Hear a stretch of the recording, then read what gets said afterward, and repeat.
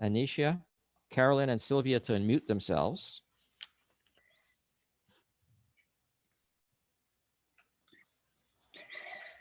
Okay.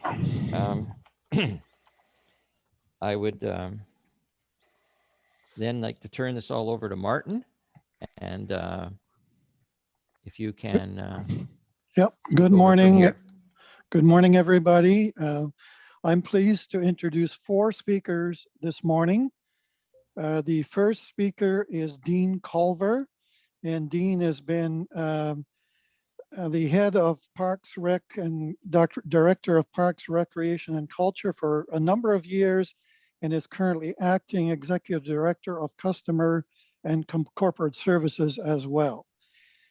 Dean graduated from McMaster University in 1994, and then spent 10 years in the corporate world, doing an eclectic number of jobs: corporate communications, media sales, sports business management, sports and entertainment. And he came to Collingwood in 2014, and Dean feels fortunate to have been able to participate in some high-profile projects in Collingwood, including building the Awan Gathering Place, and most recently, the Unity Collective. He feels very fortunate to have been able to work with some very capable people in our community. The next set of sisters, Carolyn and Sylvia Wilson, are sisters. They're co-owners of the Sheffield Park Black History Museum in Clarksburg. They're lifelong residents of Collingwood. They have a documented ancestry that dates back to the 1800s and the Underground Railroad with a terminus in Collingwood. Based on a lifetime of experiences, the sisters are passionate about equity and positive change for our community. And then our teenager this morning is Anisha Holden Bensdira. She currently lives in Collingwood, where she's completing her final year at CCI, while sharing her continuous spirit and her mantra to uplift others. She's already recognized as a leader and an advocate towards anti-racism and cultural change. Anisha currently volunteers at the Collingwood Youth Center, providing educational podcasts, including In Your Skin, focusing on anti-racism. She's a proud member of the Unity Collective, and Anisha has also worked on an initiative called the Child Freedom Project with Elephant Thoughts. Welcome, Anisha. Welcome, everybody. And Dean, over to you. Thanks, everyone. While I'm finding my share screen button here, I was trying to remember this morning whether I'd presented to the Rotary Club, Rotary Club prior, and as I woke myself up and got myself into my office situation, I remembered that I had, because that was the last time I was forced to do this early in the morning. I also remember that you're all overly happy at 7:30 in the morning, so that was another big reminder. So it's nice to see your smiling faces. I'm going to try and share here, and if everything works well, you should see my screen about now. Yep, we are seeing it. Okay. Okay, yes. So if this works out, I should be able to pull this over here. And yeah, so the Unity Collective, and thanks for the introduction, Martin. The Unity Collective, it was an idea that staff presented to council back in July, following a series of events globally and locally that made us realize that we probably weren't doing enough to learn and know about racial division in our community. So the idea presented to council was that a group would be formed a little beyond the arm's length of council. The idea there being that if we're looking to address systemic racism issues, it's probably best to have it just outside the systems that are being observed. And it was a good idea to reach out to community members who are living the experiences in the community, to try and get some information and develop some sharing approaches, as well as some educational approaches that could be sent out to the community at large. So it's been an incredibly rewarding experience so far. We've been meeting, I think, on average every 2 weeks. I think we took a brief break at Christmas, but we've been meeting on average about every 2 weeks. And yeah, so I'm just going to go to the next slide here. So the big question I think that a lot of people have is why do we need a Unity Collective? And before the Unity Collective was formed, I mentioned there was some global and local issues that were present that caused a lot of public concern, as well as a Black Lives Matter movement that happened on 2 occasions. Well, the Black Lives Matter movement has been going on for a while, but 2 events in Collingwood that were supported in great numbers by the community. We've been working on Indigenous recognition for about 3 or 4 years. That's what actually one of the things that led us to building the Gathering Circle at Harborview Park. But most as we dug into the issues, we realized that there were systemic issues that wouldn't rectify themselves unless we figured out how to take some action. And then, as mentioned, we needed to engage the impacted community. And I love this phrase that's been mentioned a couple of times in our meetings. You know, when we talk about the communities that are affected by racism, the one phrase that's been recited back to us is, we don't want to see anything about us without us. So we need to make sure that, you know, the problem is a broad problem. It's a problem that's not to be dealt with by people of racialized communities. The problem is to be dealt with by all of us, but we need to be informed and we need to learn. After the Unity Collective was formed, a lot of information came out very quickly, and I will mention that Carolyn and Sylvia were you know, really big part of this learning. And one of the things was that we recognized that new Canadians are arriving in volumes in Collingwood and in our region.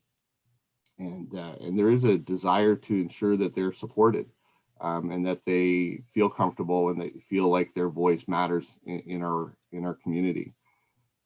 We also acknowledge that there's an embedded culture of white privilege in our community. It's not unusual, I would say, in many communities or around the world. But it's something that we have to acknowledge if we're going to figure out how to learn and be better in the future. We also acknowledge that there is somewhat of a forsaken recognition of the Black history in our community. Sylvia and Carolyn have done an amazing job, and they're going to talk to you about the Sheffield Park Black History Museum. But I think that, you know, as the community has grown and as people, I will say this out loud, try to protect their privilege, there has been an aversion to learning more about Black history. So this is something that the Unity Collective has taken seriously and would like to see changed.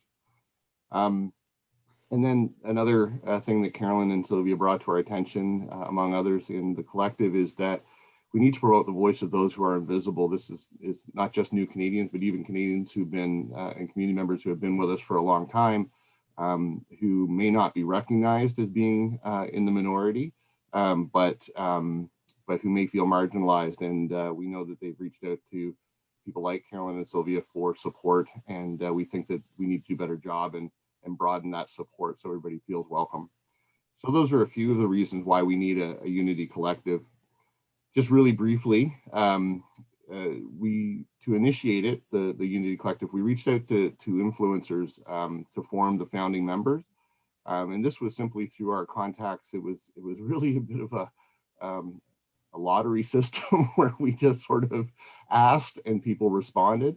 And I will say that the response was amazing. I think, you know, there were people who've been waiting for something like this, and I think others who are inspired by it. We did a public profile campaign with the founding members that you may have seen in Collingwood Today. And we're grateful to Collingwood Today for providing that opportunity. And that really did help inspire more membership. And so we've been growing. But what we did as an initial step was to develop a purpose, vision, and values exercise that allowed everybody to kind of come together around some common thinking. It's, as I mentioned, it's expanded. We did take a little bit of a pause in growth as we finished the purpose, vision, values, because it was important that we kind of were able to communicate what the purpose, what the Unity Collective was about.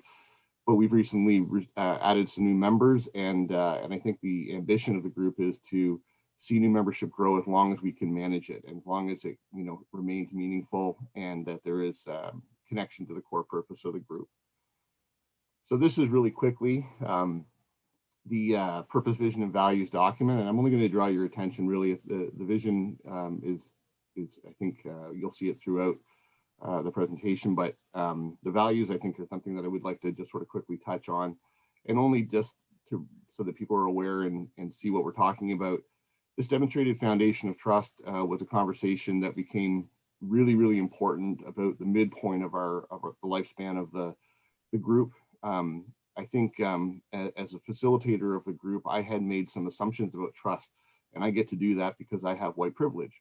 I assume that everybody just understands, and I assume that everybody can just, join in, and I don't realize and have any consciousness of the barriers that impede trust. So it became a really, really important part of our forming to develop an understanding and recognition of the trust and what we need to do as we go out into the world and into the community to try and make change. As mentioned before, we were globally inspired, but we're Collingwood focused, or Collingwood and region focused. As mentioned, to talk about the forsaken histories that some people would rather not discuss. We want to make sure that we promote the shared histories and the stories, the individual stories. The stories are actually one of the foundation pieces of the group.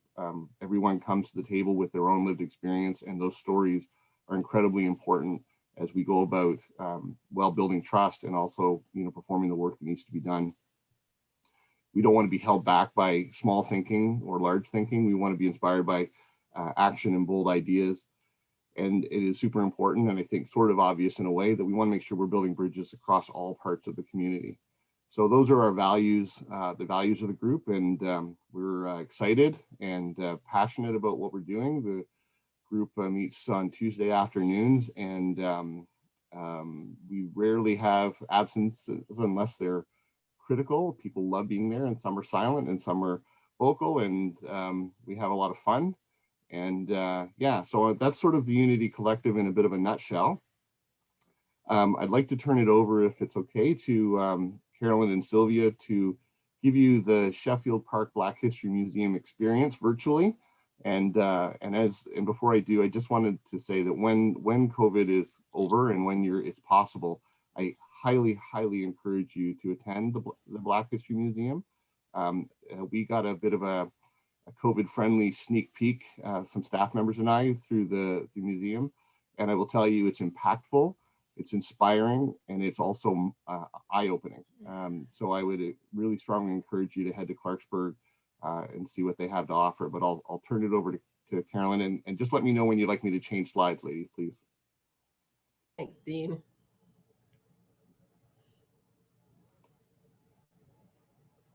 Do we have to? Oh, there we are. Oh, no slides yet, I guess, eh? Oh, Carolyn, you want to I'll start and say good morning. We'll hold the slides for just a minute, Dean. Okay. That's fair enough. Yep. That's fine. I'll just say good morning, everyone. I'd like to thank you for inviting us to your meeting this morning. It's refreshing. Thank you, Dean, and thank you, Martin. Yes, we are from the Sheffield Park Black History Museum. As Martin said, we own and operate the site. We're located at 241 Clark Street in Clarksburg. And we maintain, I say, about 11 acres. So we do a lot of labor work out there and volunteer work. We feature numerous exhibits and displays from African beginnings, the Underground Railroad, and achievements of Black families. At present, we have 17 buildings. Can you imagine? And our property was formerly a campground. So we renovated cabins and buildings on the site. And Sylvia, in her creative ability, designed a heritage walk through a natural wooded forest. So it's quite inviting. We offer tours and share the challenges and achievements of African Canadians. And as you know now, we're closed for the time being, but we hope to open in summer, all health being appropriate. Our goals at our site are to preserve and promote the significance of local Black settlements, our churches, our cemeteries, and landmarks. And through the years and generations, we represent some of us 7 generations here in the area, our ancestors have integrated local communities and forged long-lasting friendships. And that's what it's all about. But the most important part of our journey is caring for our neighbors and friends and ensuring equal opportunities for all citizens. I was going to say and add, Dean, as members of the Unity Collective, we really enjoy meeting and getting together and sharing stories. We trust that our experiences and our support will encourage diversity and inclusivity. My sister Sylvia will now take you on a short journey through our museum site. So here she is. Okay, well, good morning, everyone. And thanks, Dean, for doing the slide presentation for us. Well, Sheffield Park Black History and Cultural Museum, people often ask, where island did you come from? How did you get so far north? Where are you from? How long have you been in Canada? Well, Uncle Howard, and Dean, you can flip the slide there. Uncle Howard decided to answer all those questions. So back about 1990 and maybe a little bit earlier, he decided he would start to tell the Sheffield family story for Black History Month. And he had a lot of pictures of our ancestors. So if you're looking at the photo, on your left is Carolyn. Yes. Uncle Howie in the middle, and his sister and our mom, Yvonne, on the other side. Well, they were busy doing presentations and presenting our family story. And flip, Dean. And we did it locally here at the Heritage Community Church on 7th Street. It was central for public school children to walk to, and seniors could come. And it was just a local area. And it also presented our church as well, that was built back in the late 1870s, but established as a church in about 1856. So they put up pictures of our family. Community would come in and talk about the Sheffields and the family community and the society at that time. And people would say, oh, I've got a quilt, or I have a blanket, or I have a teapot that would go along with that. And artifacts started coming in. Well, the church was getting full. So we decided to move, Dean, to some property our grandparents had owned back in the early 1900s at Long Point Road. Well, we purchased 5 school portables and we started filling them. And on the property were these large stone monuments, and we had them engraved. This particular stone is in recognition of our grandparents, Ilda and Wilfred Sheffield.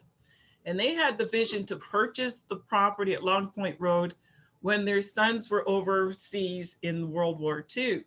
They thought if the boys came back and they couldn't get employment, or they had been injured in some way, they had property of their own that they could go to and work at and be part of community. So Long Point Road. Dean? We had the other stone monuments engraved. And this one is in recognition of our Black pioneer heritage, men and women that sailed, cooked, built, or somehow were involved in marine history. And this includes Collingwood and Owen Sound. Dean? Our other monument was on the Black pioneer families and their descendants, and the names of all the families that we could gather in Collingwood and Owen Sound are engraved on this rock as well. So after Long Point Road, Carolyn and I packed up the museum and we moved to Clarksburg, and we packed up those big stone monuments with us. And I think the largest one is over 70 ton. So a lot of work. And we didn't carry them either. No. Okay, Dean. When you come to Sheffield Park, you start your journey in Africa. A lot of times when we do presentations, people just have the assumption that African people or Black history started in America as slaves. They had a beginning before they came across Middle Passage or the ocean. They started in Africa. They had villages. They had tribal unity. They had communities. Dean. They were kings and queens. They had their own government systems. Dean. They had their own culture, their own religions, and their own workmanship. You can look at different figurines and they would all come from a different part of Africa. So they were individualized tribal communities. Dean. They were musicians. They had celebrations and traditions. Dean. They were warriors, soldiers, strategists. They had military unification, and they were organized. Next. And then they were enslaved. Next. Part of the history of Blacks in, I say, United States and Canada and other countries as well. There was England, Spain, Portugal, Amsterdam, and France. The most important thing about what happened to Black history is that Blacks were segregated. They were put off as a different kind of people and not included into the mainstream. And this particular desk is from one of the last segregated schools here in Canada. You want to take a guess at how long ago? It wasn't 200 years. 1965, schools were still segregated here in Ontario. This desk came from Colchester. Next. Racism isn't genetically inherited. It's taught, it's learned, it's accumulated, it's accepted, and it's not taught that it's wrong. Some of these books were in the school system. The music was everywhere. Postcards were sent through the mail. Yeah. So it was widely accepted. And if as a child, you hear the words, you learn the songs, you read the books, you see the pictures. When you become an adult, if no one's told you it's wrong, you still carry that forward. And then you teach it to the next generation. Next. We don't just lose our identity, we lose our settlements. Negro Creek Road was a settlement of about 50 families, and it was documented in about 1851, but we believe the settlement was there prior to that, that some of the settlers were veterans of the War of 1812. About 94, Carolyn's a historian here. Oh no. But 1994, the municipality of Holland Landing wanted to change the name of Negro Creek because they didn't think it was politically correct. But we felt if they changed the name, the people will be forgotten, the settlement will be erased, and nobody would ever know that Black people were there. They wanted to change the name to Mogi Road for a white settler that had only lived there for 4 years. Well, our activist Carolyn stood up to the Human Rights Commission, and they agreed that the Negro Creek Road name was politically correct, and it was important to the public interest, and the name stayed. But just a little side note, sometimes the road sign still disappears. Yeah. Sometimes it's graffitied over, and sometimes there are bullet holes in it. We have pictures of bullet holes going through the sign. So we're still on the battle to keep it there. Next. Not just our settlements, but our cemeteries, sacred ground. Now, you probably heard the story about the Durham Road Black Pioneer Cemetery in Priceville. A farmer plowed over the cemetery site, destroying the headstones in order to plant potatoes. I imagine the potatoes were really good because it was fertile ground. But we were able to find 4 headstones in a rock pile in the middle of the field. And one of the headstones was our 4th great grandfather. So preserving history has become a vital part of our promotion. Next, Dean. We lose our identity, our settlements, our cemeteries, and our achievements. A lot of times Black athletes or scholars excel at what they're doing, but they don't receive the recognition. This is our mother, Yvonne, and in the 1930s, she was a high school champion, junior, intermediate, and senior champion. She held 5 of the 6 track records, but she was denied to go to the Tud Hope Championship for all the collegiates around here because of her color. And we never ran from our mother, by the way. No, Mommy could catch us. Thanks, Steve. So our purpose at Sheffield Park is to promote, preserve, educate, and keep the dream going. We bring in speakers, we talk to groups, not just white people. Next, Dean. Black people, because our history is not in books. A lot of people don't know about it. And we do have a lot of newcomers coming to Canada that are asking us the same questions. How did you get here? Where are you from? How did you get so far north? Well, a little bit of history about us. Carolyn and I represent 7 generations of Canadians who happen to be Black.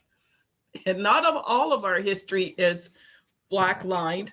We have a lot of interracial connections. We're Irish, we're Dutch, and we're German and English. That's where the name Sheffield comes from. We just celebrated the Wilsons.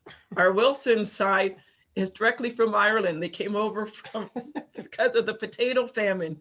So we have suffering on all sides of our family. But our goal is to share our stories, to say, we can get above this. We can be friends. We can be family. We can live together in harmony, learn about each other, appreciate each other, and make this world a better place. Dean? So Sheffield Park Black History and Culture Museum. At one time, we were just Black History Museum. But because of all the input of outside cultures, we had to extend our name to be inclusive as well. So we'd like to thank you for the time you've given us to share our story, and hopefully you come and bring some of your stories and share with us. Thanks, Dean. Thanks, Dean. Thanks, Club. You're welcome. Thanks to the Wilson sisters. I've actually not seen that presentation before. And every time I've got a chance to listen to them, they're inspiring and eye-opening. It's an awesome experience. So proud and grateful to have them as part of the Unity Collective. We're going to move over to Anisha, and Anisha is. I'm so impressed with you, Anisha, because I know at 18 I have 2 sons roughly in your age area, and they would not be up right now to sing. But Anisha is inspiring. She's, as mentioned, 18 years old, but also worldly and wise, well beyond her years. So I won't say anymore. I'll just let you impress you herself. And go ahead, Anisha. Hello, everybody, and thank you for having me here today. As Dean mentioned, my name is Nisha, and I'm currently a high school student in Collingwood. With the help of the Collingwood Youth Center, who provides me with their amazing space and all the necessary tools, I've developed my own podcast. And so today I'm going to show you a clip from my podcast and talk a little bit about its significance of storytelling within our community. To start off, my podcast is called In Your Skin, and it encompasses real-life perspectives revolving around racial struggles and education. In the clip that I'm going to show you, I proudly present Isaiah Montclair, another 18-year-old student from CCI who shares his perception on transitioning out of a diverse community to a predominantly white one. In the episode, we cover experiences such as microaggressions, ethnic stereotypes, and the importance of racial literacy. And so basically, the major premise of my podcast is teaching others to be comfortable within their own skin, as well as give other individuals a platform to share their own perspective and give them an opportunity to have their voice heard.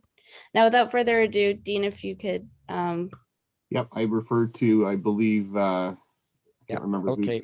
Yep. Yeah, Thank let's give it a you. try. I'm not certain if we have to take away your Yeah, I think your I have to screen stop sharing. and then you can carry on. Yep. Okay, that's perfect. Okay, great. I just want to transition here properly.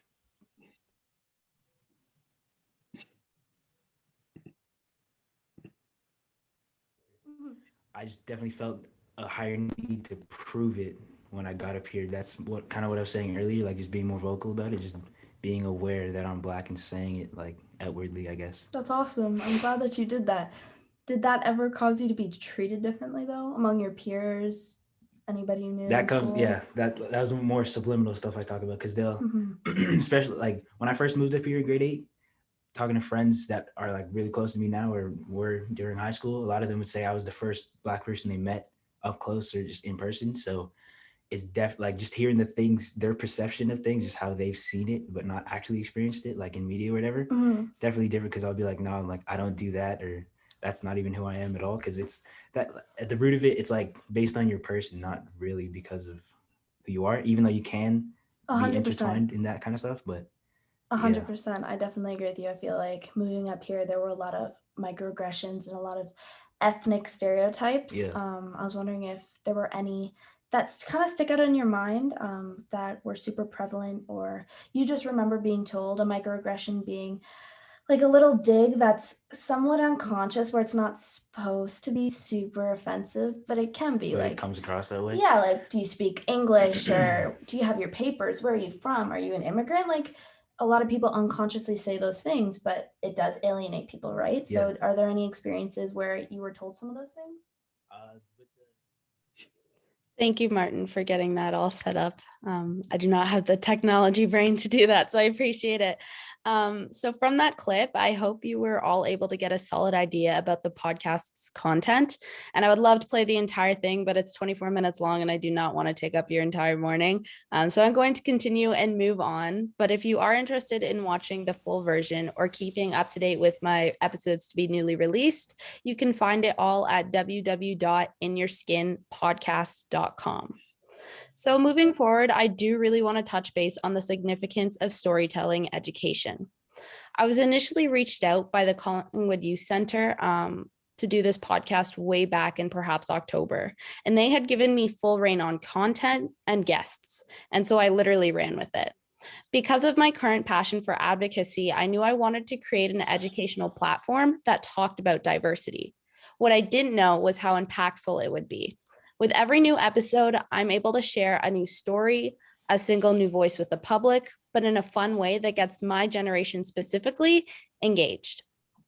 One of my thoughts behind the creation of all of this was that as crucial as learning about history is, from a high schooler perspective, I have observed a disconnect between the speaker and the listener when the speaker is not telling their own story, and perhaps it's recited or a biography of someone else, there's usually a disconnect where it's less personal. So a teacher talking about a certain figure in history, which I've observed from a lot of my classmates. And so by having individuals speak on behalf of their own history and those situations with similar content, I believe that it creates a way more personal and deeper connection to learn about all this sort of stuff, which is crucial.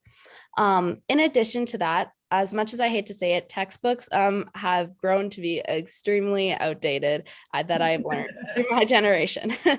And classroom lessons are not exactly any more exciting. I've been that high school student that sits in the room and I've looked around at all my other classmates and no one's doing anything but not paying attention. And mostly they're all on their phones, if I'm being truthful, which is why I think podcasting is a great platform, because it's a new media, which is intriguing to youth, yet it almost manipulates in a good way the educational content that encourages learning through a fun and easy platform that is accessible to younger generations, which is important because BIPOC need, emphasis on need, everyone to listen. Individuals have been oppressed, they've been silenced, and they've had to be conscious of their skin color every day because they do not fit the normal standard. And by communicating these concerns and sharing our stories, we can eventually break down these barriers. With evidence from just my first episode, I had countless acquaintances approach me saying how in just those 24 minutes, their perspective shifted. And I have one specific testimonial that I'd like to share with you. A white female from my school, the same age as myself, after a week of I posting my first episode, she had messaged me. And this is her quote. She said, "Anisha, I cannot stop thinking about your podcast. It's been in my head for days. And I've never even thought about how I've never seen a teacher of color at CCI, which is our high school. Then I thought to myself, do we even have a teacher of color at CCI or at the faculty at all? And I've been trying really hard to think, but I can't think of any. And even if there is one that I don't know about, there needs to be more than one. One isn't enough. If the roles were reversed, I definitely would have conformed to Black culture if all my authority figures were Black, which I imagine is how most people of color feel at our school and how they can't be themselves." When I was thinking about the museum topic from the high school, from talking about it, small portions at high school, I realized how many of our peers don't even know how it exists and how Collingwood history, plays a huge part in the Underground Railroad. Why aren't we taught more about this? Why isn't it promoted more in our content and curriculum at CCI? And lastly, I was thinking about how there are minimum places for ethnic cuisine in Collingwood. The food market is all the way in Barrie, and that seems so unfair to get authentic food for some individuals that they have to drive 40 minutes and over. This is insane. My brain won't stop. I was super heartwarmed to see this message because this individual had honestly and openly started the necessary discussion that questions why there is a lack of diversity and sometimes a lack of equality in our own community. These conversations are crucial, and educational platforms that incorporate storytelling, I believe, get the ball rolling to inspire the initiation of these discussions. With that being said, between my personal podcast and the UCC together included, I believe that we have a strong mandate to change these negative attitudes moving forward, because it's important to shift these perspectives and bring new ideas to the table. Because by doing this, I truly believe we can create a more inclusive future. With that being said, thank you everybody for listening to me and having me here today. Now you know why we love the Unity Collective so much. So that concludes our presentation. I think we'd be available for questions if there's time, but I'll turn it back over to you, Martin. I think we're fairly short of time, Mike. Yeah, unfortunately, you give me instructions. So Okay. do you want me to go? Sorry, Just Martin, not to interrupt.